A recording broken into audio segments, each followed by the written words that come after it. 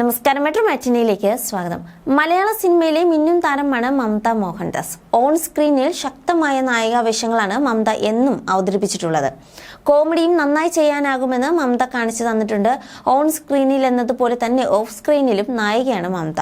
ജീവിതത്തിലെ പ്രതിസന്ധികളെ അതിജീവിച്ച് മുന്നോട്ട് വന്ന മമതയുടെ ജീവിതം സിനിമാ കഥയെ വെല്ലുന്നതാണ്. കരിയറിൽ തിരക്കേറിയ സമയത്താണ് അപ്രതീക്ഷിതമായി നടിക്ക് ക്യാൻസർ സ്ഥിരീകരിച്ചത്. പ്രതീക്ഷകളെല്ലാം അസ്തമിച്ചെന്ന് കരുതിയെങ്കിലും സധൈര്യം രോഗത്തെ മമത അഭിമുഖീകരിച്ചു. അമേരിക്കയിൽ പോയി ചികിത്സ നടത്തി പഴയ ജീവിതത്തിലേക്ക് താരം തിരിച്ചെത്തിയിരുന്നു. അടുത്തിടെയാണ് ചർമ്മത്തെ വിട്ടിലോക എന്ന കണ്ടീഷൻ മമതയെ ബാധിച്ചത്. ഇതിന്റെ ചികിത്സ നടന്നുകൊണ്ടിരിക്കുകയാണ്. മമതയെക്കുറിച്ച് സംസാരിക്കുകയാണ് ഇപ്പോൾ നടിയുടെ പിതാവിന്റെ സഹോദരനായ നിർമ്മാതാവും സംഗീത സംവിധായകനുമായ NV ഹരിദാസ്. സിനിമാ രംഗത്തേക്ക് മമത കടന്നു വന്നതിനെ കുറിച്ചും പിന്നീട് അസുഖം ബാധിച്ചതിനെ കുറിച്ചുമൊക്കെ NV ഹരിദാസ് പരാമർശിച്ചു.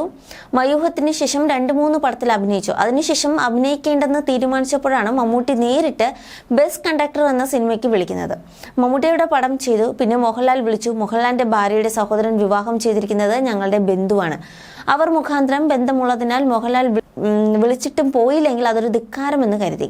അങ്ങനെ കുറേ സിനിമകൾ ചെയ്തു. അവളായിട്ട് എവിടെയും പോയി അവസരം ചോദിച്ചതല്ല, മമതയ്ക്ക് വന്ന അവസരങ്ങളാണ് ഇതെന്നും NV ഹരിദാസ് പറയുന്നു. തെലുങ്കിൽ വിളിച്ചു. തെലുങ്കിൽ പാടിയ പാട്ടിന് ഫിലിംഫെയർ അവാർഡ് ലഭിച്ചു.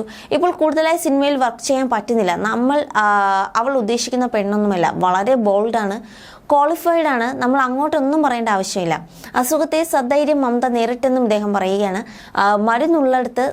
മരുന്നുള്ളിട സ്ഥലം കണ്ടുപിടിച്ചു. അച്ഛനോടും അമ്മയോടും നിങ്ങൾ ആരും വരേണ്ട, ഞാൻ തന്നെ പോയിക്കൊള്ളാമെന്നും അവൾ പറഞ്ഞു.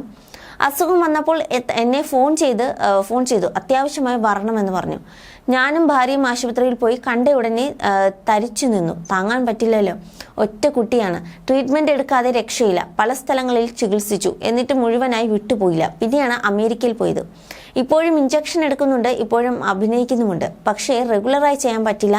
എല്ലാ മാസവും 15 ദിവസം അമേരിക്കയിൽ പോയി തന്നെ ഇഞ്ചക്ഷൻ എടുക്കണം. മുടി കൊഴിച്ചിൽ ഇപ്പോഴില്ല. നേരത്തെ മുടി കൊഴിഞ്ഞ് വിഗ്ഗെല്ലാം വെച്ചിരുന്നു. ഇപ്പോൾ അവരുടെ ട്രീറ്റ്മെന്റ് കൊണ്ട് മുടിക്കൊപ്പം കുഴപ്പമില്ല.